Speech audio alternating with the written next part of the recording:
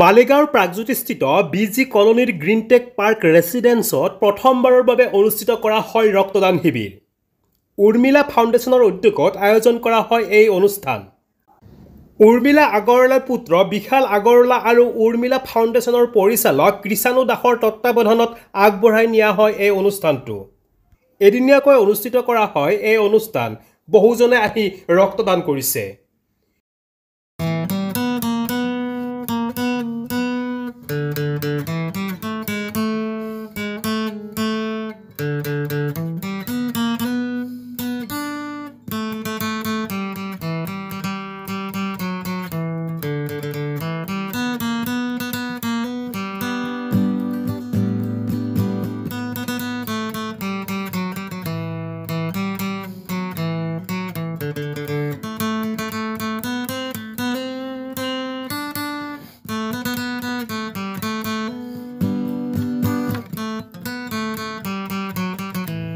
एक society welfare society बीजी colony तो प्रथम এনেকুৱা প্ৰগ্ৰাম মাজে মাজে হৈ যায়, কিন্তু ব্লাড ডোনেশ্যন কেন্দ্ৰ প্ৰথম হ'ল অহাবাৰ বা নেক্সট বাৰ এনেকুৱা যাতে হয়, মাজে মাজে হয়, সেইটো আমি ভাবি আছোঁ। ধন্যবাদ। অনুভৱটো ভালেই হৈছে ব্লাড ডোনেশ্যন আৰু ব্লাড ডোনেশ্যন কৰিব লাগে, সেইটো মই সবকে আহ্বান জনাইছোঁ। ভাল কামত আপোনালোকে ব্লাড ডোনেট কৰক।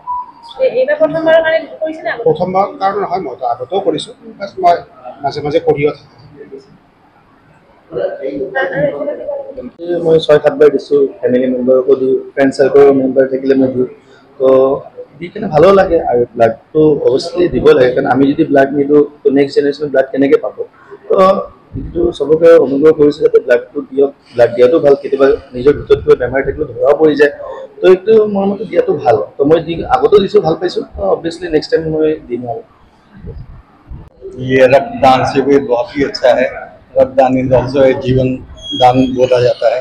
हम लोग आशा करते हैं और लोग आएंगे यहाँ पे आके अपना रक्त को दान दें। It is a service to humankind. We all appreciate the efforts of mister Vishal Kumar Agarwal, who is the member of Urmila Foundation. It is in his mother's name.